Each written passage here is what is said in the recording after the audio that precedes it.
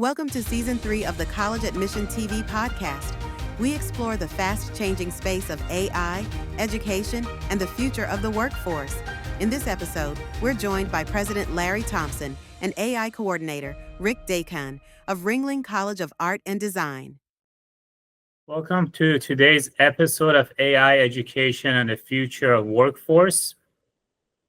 This is where we sit down with transformative leaders to discuss how education is going to impact the future of workforce. Today we have two visionaries from Ringling College of Arts and Design. We have the president of the university, Dr. Larry Thompson, and Rick Dakan. Welcome. Thank you. It's a pleasure to be here. Thank you. I am so excited to have you all here because when I look at what your institution has done, it is amazing. I mean, who would have thought? I mean, since you have the AI task force since launch in 2023 on exploring how AI can be used for artistic discipline. You have an undergraduate AI certificate program. You have a dedicated AI coursework. You have an annual AI symposium, workshops. I mean, so much. Mr. Dakan, you've been really busy. I have been very busy, yes. But we found that we don't keep him busy. It gets to be dangerous. So I'm super excited. So I'm going to just kind of throw out these questions at both of you. We'll start from President Thompson, and then Mr. Dakan is going to chime in as far as all the ins and outs, as far as the perspective you have in terms of AI. So I'll jump into it. President Thompson, how do you perceive the impact of AI on the future of workforce? Well, that's a wonderful question, which I wish I had a simple answer to, but I don't. And the truth is, I don't know what it's going to be with the future workforce, and I think everyone is quite a bit concerned about that, especially those of us in higher education. And one of the things that we decided upon as an institution is that, well, AI is here, and it's really taking off like we had anticipated. And so we thought, rather than put our heads in the sand, I think we need to embrace it and actually take a leadership role in AI for art and design institutions. It's very different from a major university with a lot of different departments with, the sciences and so forth. So an art and design institution, AI has some major concerns, from the artist's perspective, especially legal concerns and so forth.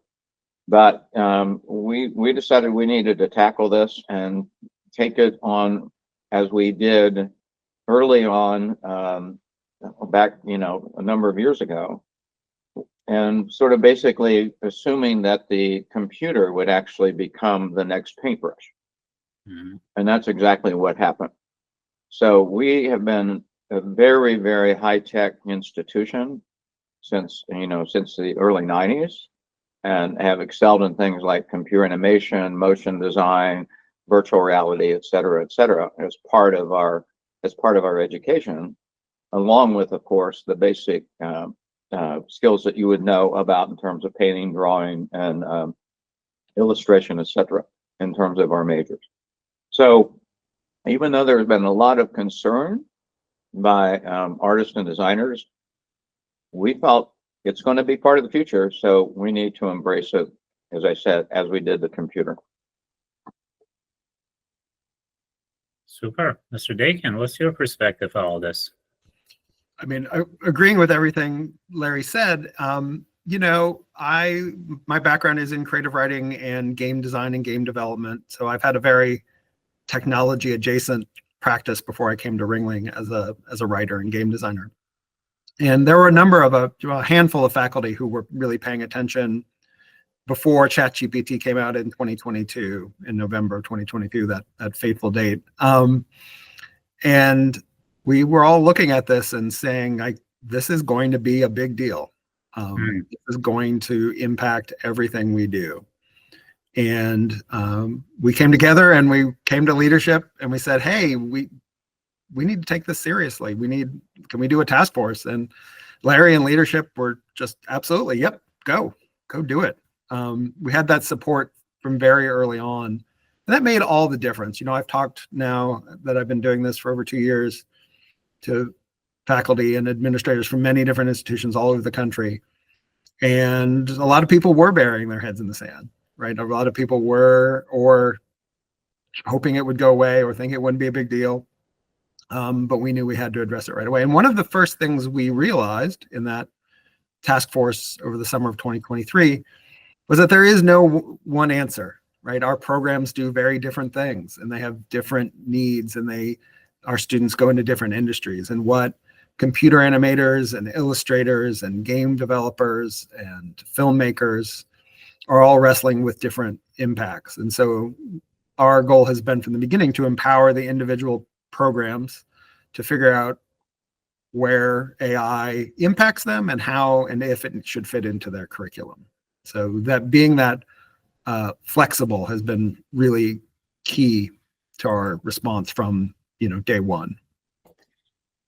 And one of the other elements I wanted to mention is the fact that another reason why we decided to create this task force and become a leader in this area in art and design is because we as an institution at Ringling really focus on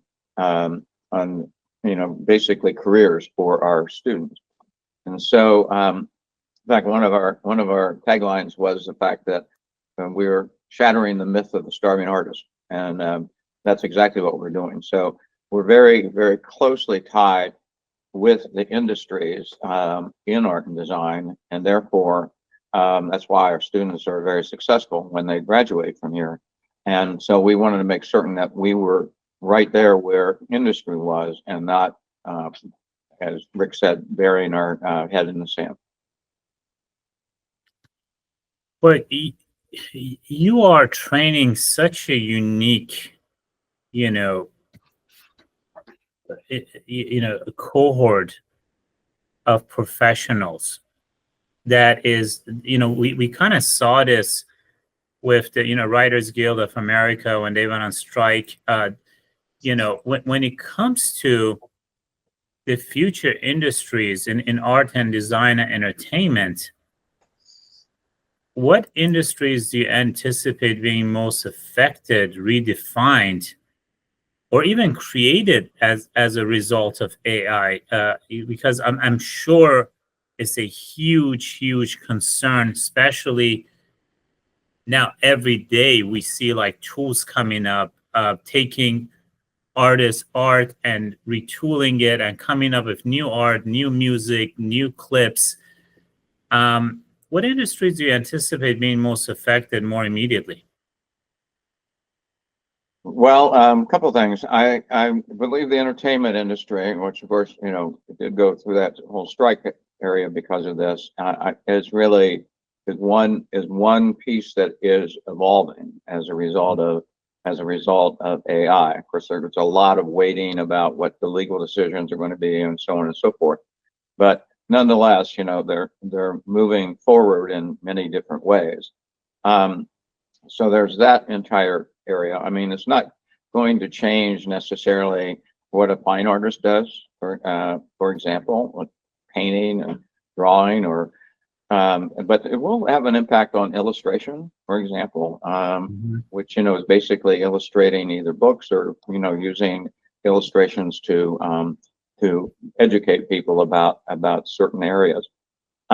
So I can't tell you exactly what it's going to be and which ones will be most affected, but I do believe the entertainment industry is probably the biggest area. And agreeing with that entirely, I would add that the disruption is going to be happening at many different levels, right? And so, computer animation, game art, filmmaking, all of these are very technologically complex processes, right? With lots of different software tools and lots of different ways that AI can speed up or impact or change those systems. And so how the things get made, I think, is going to change in pretty dramatic ways over the next 5 years. But the end results are still going to be recognizably movies and games and television shows and cartoons and all of those sorts of things. And so one of the things that we have always emphasized at Ringling is this holistic view of the whole process and the finished wonderful thing, right? And I think that's a thing that is really going to help our students be prepared, and we need to lean into more. Is, you know, students in our animation program and our film program, they learn to do all of the jobs in our game art as well, right? And so they are not just about specializing in one tool. And so that's where AI's disruption will, I think, make it so that instead of 500 people working on a movie, maybe it's 20, right? And we want our students to be those visionaries who are one of those 20, making something great and new and making a movie in a year with 20 people instead of over 5 years and with 1,000 people, you know, to take some extreme examples. In many ways, probably the jobs that it will replace are lower level. And one of the things that we do is really educate our students to be professionals and being, you know, they're not going into entry-level jobs necessarily. They're going into a step above or 2 steps above that when they join a firm, because they have the professional skills from what they're learning with our very, very rigorous curriculum. The other thing I think is important is that you know, AI is not really creative. It pretends to be creative, but it's not creative. That's a purely human aspect. And so it can take from others and, you know, manipulate and so forth. But what's the key to all of this is also the artist, you know, designer being in his or her element as a creative human being. And I think that's really one of the distinguishing factors. Is it fair to say that AI won't replace people, but people who use AI will replace people? You know, in so many words, right? You said that much more succinctly than I did. I do this every day now, so. I think that is true. But I think, and I'm sorry, I'm going to have to find the credit here, because that is 100% true. But there's a book that just came out called Reshuffle by Sanjeet Chowdhury. And he makes this point, and I was reading it over this weekend, that there's that, but also what's going to change are the systems of how things get done, right? Yeah. Right. And that's another important, the people will still be integral to those systems. The people will still be making decisions in those systems, but AI is also going to, it's going to disrupt how we do it. I guess that's the next step of what you were saying, right? It's not just you're going to, you know, lose your job to someone who knows how to use AI. You're going to lose your job to someone who knows how to use the new system that AI has created. But to use that system, you still need to be able to have that creative vision, have those emotional soft skills to work with other people, right? Have that professional attitude and those sorts of things. So that's, yes. Yeah, certainly AI is not going to experience aesthetics. It could explain it, but it's like if you and I are sitting, you know, watching Monet, you know, like viewing it, that experience of taking it in, I can't have that talk with a, you know, AI. I could have it with you. It's like, look at the color, look at the scenery, and that scenery is so nostalgic. It brings so much, you know, human experience with it that is very unique to us. So I noticed you've been very proactive. So talk to me about, and to our audience, how do you equip and educate students for careers concerning AI and potentially careers and areas that don't yet exist yet? How do you prepare your students for that world? You want to try that, Rick? I can jump in on that one. So this is something I've been thinking about a lot for the past 2 years. And, there was this idea maybe a year or two ago that the job of the future was prompt crafting. Oh, everyone's going to know how to prompt the AI to do the thing. And I can tell you, having talked to many people in the industry who briefly had that job, that the first business that got the first line of work that got put out of work by AI was prompt crafting, because it turns out AI is really good at prompt crafting, and you could just ask AI to write your prompts for you. Yeah. So what that means is that from the beginning, we've focused on taking a step back and not focusing just on any one tool, but how to think about what these tools can do. How does this tool impact my creative process, and how to select what tool to use in what circumstance and when not to use a tool. And that goes through our whole process of when to delegate to AI, how to have that discerning eye about what quality is, and how to get good results out of the tools.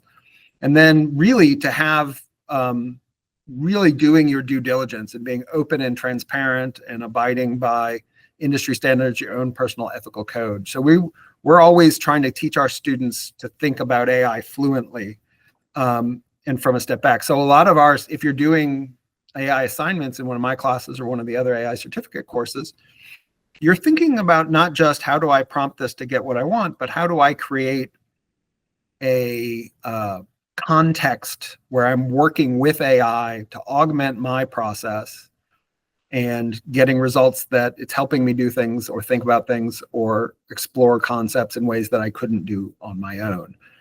And we always want people to be able to be assessing new tools, figuring out what's going to happen next. We had a course, it's a very cool course on making images with AI. It's a 300-level advanced course. But that course, the faculty who was teaching it this past semester, and I was sitting in on it, in week 12, he's like, okay, remember that assignment we all did at the beginning, and you guys did great, and we used these tools. I wouldn't do any of that today because this just came out. This just came out today, and this does everything we did 8 weeks ago better. And that's the reality of trying to do work with AI in this age, especially in the media space, in image and video and sound. It's just happening so fast that we need to give our students that time and that perspective to sort of be able to take those in and become lifelong learners, right? That are not going to just settle for what they know now, but like are training themselves to keep training themselves. Because that's really what you can't. There's not one solution. There's not one tool. There's not one best practice. It changes week to week with this stuff. But the thing that doesn't change, which is what the human part of that is the creative vision, number one, and number two is the discernment, be able to figure out what appeals and what doesn't. And a lot of that, especially in art and design, is very much sort of almost like an emotional feel. And I don't think AI is going to be able to do that. Absolutely. But then again, with AI, you don't have to be Da Vinci, where you have mathematics and everything. You could actually, if you're not good in math and other stuff, AI could actually help you, right? Yes. If you're building art and what have you. So, right. President Thompson, as you sit on your board, what kind of discussion is happening? Are you seeing that your board is having more discussions around AI? I mean, how is it a frequent discussion inside your boardroom as far as how AI is going to impact the industry and the initiatives you have to take?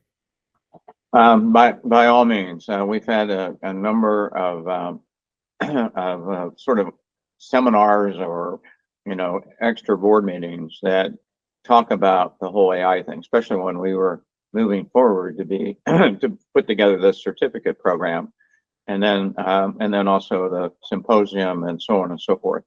Some of whom were like, you shouldn't do that because that's going to destroy art and design, and others were, of course, embracing it and said, well, we embrace the whole idea of the computer, so we need to embrace this because this is definitely going to be the future. So let's move forward and make certain we know how to use it and how to use it ethically, legally, and so on and so forth as another tool for our students to be able to succeed in the future.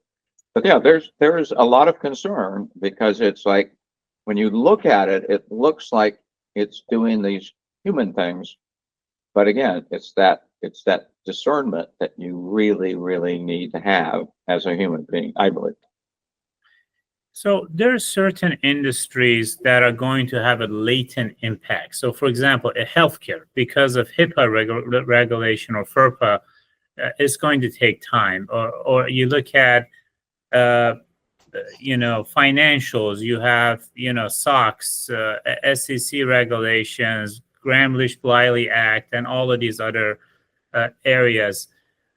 In the entertainment, art, and design space, we don't really have a lot of those regulatory body that is going to, the impact is less filtered. Let's put it this way, right? So Right. If someone takes,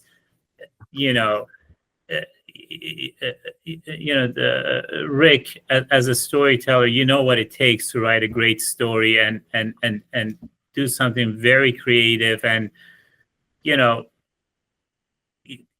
what barriers are there to really soften the blow, to be able to allow all the guardrails to be in place for a lot of the creators out there?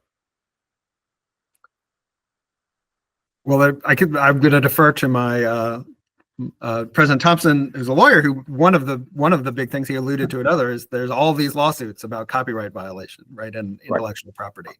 So I don't know, Larry, you want to jump in on that? Well, I just, that's something that's going to end up being determined, in the in the courts itself, because it hasn't really been totally resolved yet. So that's a huge issue and a huge problem, and I think will be that way for some time. But yet, you're right, because some of the areas that you talked about in the medical field and so forth, AI can do things much quicker and faster and probably more efficiently than a human being can. So there is a risk tremendously there. There's, I think, less risk in this kind of creative world. Mm-hmm. And I would add that because, you've probably heard the term AI slop. I don't know if you're familiar with that phrase, right? This idea of all the AI generated text and images and video that's just out there. And so I really do think something President Thompson mentioned earlier is so important for artists and designers, which is that human connection, right? That is going to be a differentiator that for success, right? That not only are you bringing your human vision and discerning eye to projects, but you're also connecting with other people, right? We've seen there are a number of organizations doing certified human, right? Who would have thought, right? But we are there now, right? Like where this is, you can get your song, your image, your piece certified as being 100% human made or that kind of thing. And I think we'll have some more tools like that. I think it's good that at least the major AI companies are starting to do more watermarking and showing that an image is AI generated. Obviously, people who want to hide that will be able to hide that. But I think people will start to put a premium on, some people at least will put a premium on like knowing where this came from, knowing who are the people behind this, right? So. It reminds me, I actually was talking to a friend of mine from high school the other day, and even in high school, he had over 10,000 vinyl records. And we spend most of our time in music stores taking vinyl records. And I remember that experience vividly, just taking the record, looking at the cover itself, taking the vinyl record, looking, is it in a good shape? Isn't it good? Especially if we went to use a vinyl record store. And that experience is lost now, right? So when DVD came, and then for a little while we had Blu-ray, and now I remember Pandora came, and and then now Spotify. We have adjusted, but you do lose some experience on the way, right? So you have new experiences. Like my kids would say, who cares about vinyl? We're just looking at sampling 1,000 songs in a day, just going through Spotify. So the human experience is changing as well. What is nostalgic to us is going to be in a different form to other people. So I think one thing we stop thinking about is all the experiences that AI is going to change for the future generations. I mean, I don't know, am I being too nostalgic here? Is that resonating with you as well? Well, I can, as an older guy, I can certainly relate to what you're talking about. And yes, it seems to me like there's a huge human loss there. Okay, but again, the young people don't care. Okay, I mean, those are memories for us, but it's not memories for them. So it's not like that necessarily that important. There'll be a few of them that'll love to collect this stuff that you have. Okay. Yeah, but they'll put a label on us and they're like, I don't want to hear about this, you know. So I'm just glad they could listen to some of the old music that I like. So with that question, are you thinking about adding, modifying, retiring certain courses as a result of this new paradigm? Yes, but not very many at this point. Some, Okay. but not all. So yeah, we will be looking at that and to see and creating new courses, of course, you know, that is going to incorporate the use of AI or whatever technology that we need, just like we have with all the rest of our majors. You know, it's like we spend so much money on technology, it's scary. And so, so, you know, we're always upgrading all the time what happens in technology, and it's going to be the same thing with this, I think. And I would say that we really are committed to keeping those core art and design scores. You know, I don't think we'll be changing a lot in our core curriculum. You know, we're still going to teach drawing and color theory, and color, paint, design, and perspective, right, because that's how you become an artist, doing the work, right? This concept of the productive friction. And also, right, that's how you develop that discerning eye that's going to set you apart. So, but other things will change. We've seen slow adaptation in some courses. Okay, so a thing that technically took a long time, now it's going to take less time, right? I'm most excited, and we've got a couple of programs in the works of being able to take advantage of doing things with technology that were beyond what this college did, right? We don't teach coding here, right? We haven't had the need to. We're doing a lot of very technical things, so you learn a lot of specific scripting for specific tools like Maya or Unreal. But this ability to create software with AI assistance is going to unlock all kinds of possibilities for our students, right? The ability to create apps and small games and interactive experiences or interactive data visualizations or whatever it is, right? And so I think that's exciting. And one example of that I think goes out beyond the art and design world, my colleague, Professor Feller from the University College Cork in Ireland, teaches in business and information technology, and he was talking with some colleagues, similar things like what we're missing, and we're missing a lot, right? There's a lot that can be lost there. But one thing we have now, he's like, why would you ever want to go back to a world where you can't talk to your documents and they answer you back? Which is the reality now, right? If I'm trying to understand maybe a research paper or a long article or something, I'll put it into Claude or Notebook LM, and I'll have a conversation with the AI about it, right? Explain to me what's going on here, right? The idea that I can talk to any text to help me explain it more, or a spreadsheet, right? Which I just did the other day. I downloaded a bunch of iPad's data about enrollment and said, hey, format this into a spreadsheet and help me understand these trends here for these years. And it just did it. I don't know how to do any of that on my own, right? So now, me being me, I did that with 3 different AIs just to make sure they all agreed, because I don't know, I can't trust one of them quite yet. But right. I was going to ask that question about how do you know it's accurate? Right, and you don't, right? And so that's one of the things we have to teach, is to not take that first thing and then still take it with a grain of salt. So we're finding those opportunities in all kinds of different ways. But those fundamental skills will remain fundamental.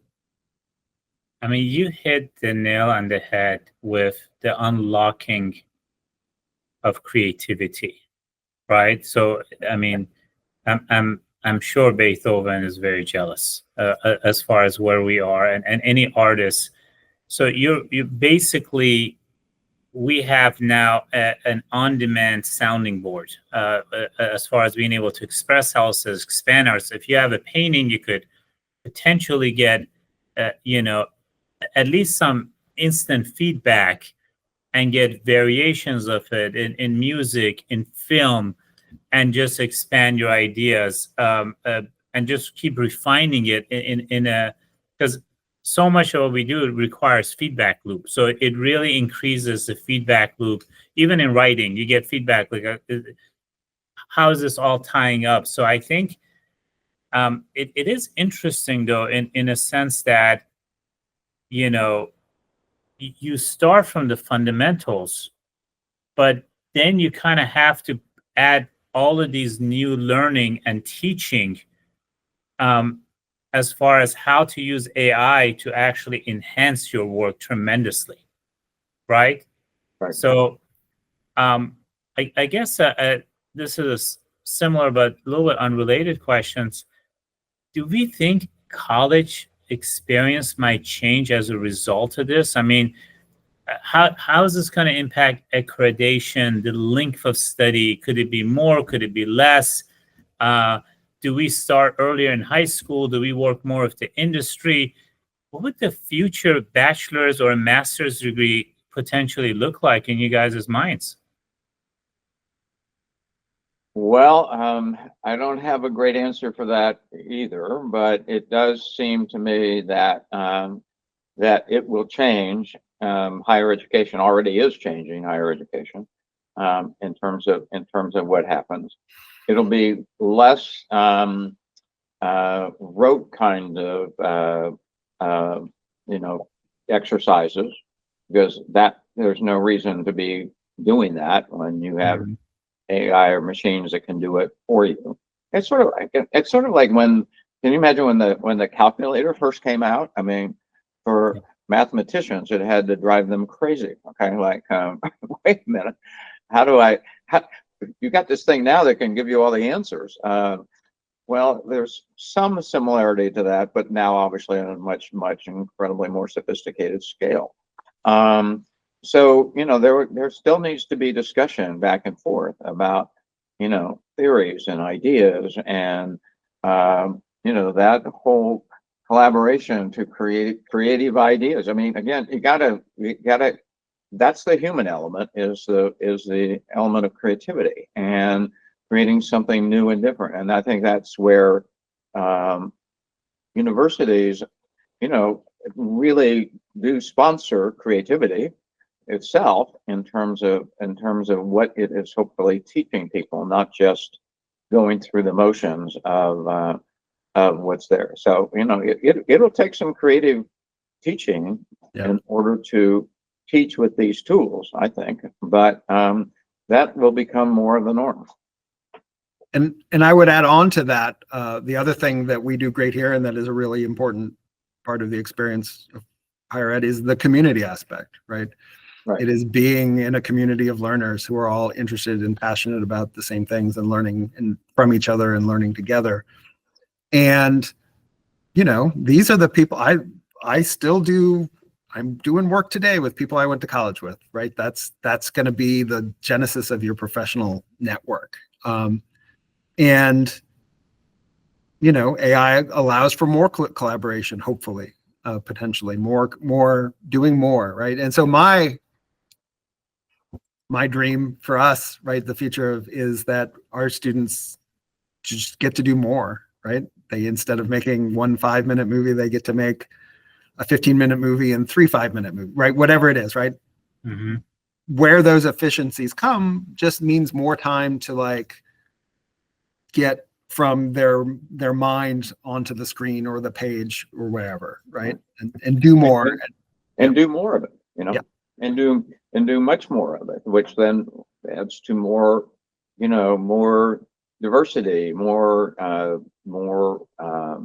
you know, just more creative thoughts that are coming out. So yeah, because you are able to do more and not have to do more of what would be more repetitive, if you will. In a sense, we could actually need more college rather than less college. We're living much longer. And then there's all of these tools that we have. Because I keep hearing people wanting to shorten the college. But with all these tools, maybe we need more college in working in co-op. And if you're living until, you got a CEO 95 years old, Warren Buffett. So it seems to me that but let's go back to the K-12. So K-12 has not essentially changed since John Dewey did. I mean, it hasn't really, evolved in terms of structure of, elementary, middle school, high school. Do you see that changing at all with what's happening today? That is a great question. I mean, I agree with you. I mean, I believe, the school system really, really does need to change. But again, it has not really evolved that much over time. It has remained very, very much the same, and sometimes just sort of emphasizes things that have been the same for all these years. But I think that's actually going to be the biggest challenge in many ways, is what happens in those low, in those high school or junior high years, because there's elements that you have to learn the basics of no matter what. But then it's going to be so much more advanced, and they're just going to go, well, wait a minute, why am I doing this? Or ask ChatGPT or whomever, and to give you the responses. But it's going to take more creative thought by educators and leaders in order to, okay, how do we assess this? Okay, it's not just getting the quote unquote right answer. And students don't need to just do that anymore. It's more, what are the students learning, and how do they express it, and so forth in their own words. So yeah, I think it could be a huge transformation for education, especially at the lower level, and it's still going to be a huge transformation for colleges and universities that aren't prepared for this. I'm definitely glad I don't have to teach sixth graders how to write or whatever. But the big holy grail or whatever, right, is Bloom's 2 Sigma. The individual attention making such a big difference for young learners. And I know the Khan Academy and their AI program is really focused on that. And so there's a lot of potential there if you can get the technology to the place where you would trust your sixth grader with it, right, to actually teach them and assess them. So going to be hugely disruptive. Glad other people are handling that one. Right. We've got enough. There is this discussion now that we could expedite information on tools, but it's hard to expedite wisdom, and mental healthness, health and all this other stuff. So sometimes, you might have students who are, my kids know, 1,000 times more than I did in high school, right? I think information-wise, but you can now see all the mental health issues that we have, a gazillion other things. Is like, how do you balance this, this brain now receiving so much information with the management of that information, right? I mean, so much of that is, how do you manage all of this coming at you and not just be information zombie at some point, which is just kind of hitting you from all over, which brings us to this conundrum. I mean, I ask this question from every podcast guest, which is, there is no way not to compare this to, there's a parallelism between this and the Industrial Revolution. Industrial Revolution, think about phone, electricity, car, obviously railroads were around for a long time, but at that time, it was an AI moment. You look at the 1870s to 1910, just things were just, our society went from a farming society by 99%, and slowly it just became very industrious, right? But it took about 60 to 100 years for that to happen. And people were living in their 60s. They were not living into their hundreds, right? So the question is job displacement, not just enablement, job displacement. So remember all those people who were carriage drivers, people who actually were weavers, people who were, welders, and all of those jobs who were farmers that were replaced. But that took a long time. We could potentially see a complete disruption in the next 5 to 10 years for many jobs like customer service and some of the jobs that your students do. Do we have enough run rate to re-educate our workforce? Well, let me give some perspective on that, okay? Because I've done some talks about the future, and actually I was talking about AI before all this stuff happened, okay? Because I knew it was coming. I didn't know how soon it would suddenly infiltrate, but I knew it was coming. So, we've gone through those ages. You have the agricultural age, and then you have the industrial age, and so on and so forth. I think this next new age is actually going to be the creative age, okay? And that's what's bothered me about school systems in general, is that they have focused on STEM, science, technology, engineering, math, very important. But those can be done a lot more by AI than creativity. And so I think we're entering into a creative age where creativity is going to become the most important skill set. Nice. And we don't teach much of anything about how to be creative. They sort of think that they're just automatically creative. That's not the case.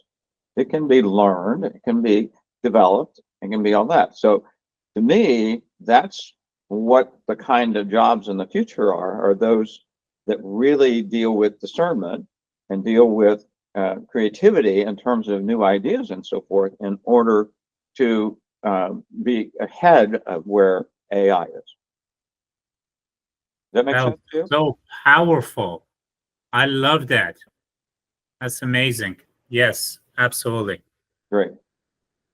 I want to add on. I just want to emphasize that point that Larry said, which is just dead on, which people don't believe, which is that creativity can be taught, right? It can be taught. It can absolutely be taught. It's not, people are born with whatever they're born with, but there are proven methods to improve creativity, and we teach them here, right? But how great would it be if that was happening starting in K through 12?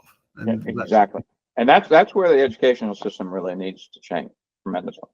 And I think to the core, just to what you're saying, is information, unless it's internalized, just having information is enough. Understanding it and internalizing it, it's the next level, and that takes a lot of experience, a lot of time. Certainly a machine cannot internalize information. It could just give you information. And so creativity comes when you have, I would say, a full immersive knowledge and experience of something that a machine can't possibly do. Right. It's only the job of a human. So how it emanates and the revelation to create itself takes time to get to. So last question for both of you. Well, let me just add to that it takes that discernment we've been talking about. And that's, again, the human element right there. No, I agree. I got goosebumps when you said that. I think that is definitely extremely powerful point that we lose. I think it's not just for the arts, but also for the humanities and the liberal arts, because ultimately you need to think out of zeros and ones to be able to do a lot, especially a lot of the CEOs out there and leaders out there are not engineering background. Actually, they actually come from the more humanities, social sciences, art background, because you have to look at the gray areas a lot of times. Right. Exactly. I'm just tooting my own horn at this point. So that's all right. Yeah. Who's going to toot it if you don't? So last question, how does this change the running of a university? Like the way you actually do your administrative work, your enrollment, your marketing, the leadership inside a college. How does AI change all of that or enhance it? Wow. Well, it certainly is changing it as we speak, and we're experimenting with a lot of different things. I mean, one of the yin yangs here is that you have a number of people who are of our population, for example, who are artists and are and love art and would look at going to an art school. Well, if we talk about the whole thing about the thing with AI, that's sometimes a turnoff to those students, because they want to like shut it out and go, it doesn't exist. Okay, like pretend it doesn't exist. And so you have to sort of phrase this about how we are embracing it, and we're embracing it in order for you to be successful in the future. Okay, because you will have those tools to use, and it's another tool, and that's what it is. So we have to be, still involving the human element with respect to recruitment, for example, of students and enrollment, so we don't turn people off, but we turn people on.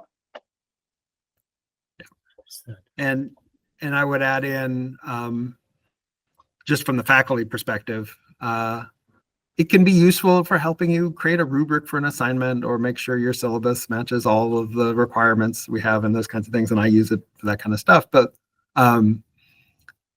these students are, one of the things they're paying us for is for our discernment, right? And so like, we definitely don't want any faculty using it to grade or anything like that. And I don't know any faculty that are doing that. So I'm not, because we're here to make humans connections with our students and those things. So, we are a preeminent institution, and you're coming here to work with our faculty, to work with our staff, to work with those fellow students. So we're not real super interested in having a chat bot answer your questions about how do I fill out my application or those sorts of things.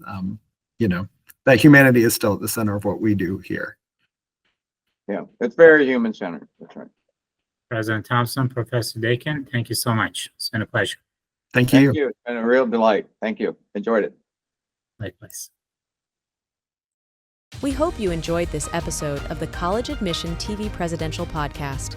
Stay tuned for our next episode, where we'll bring you another insightful conversation with a distinguished leader in higher education.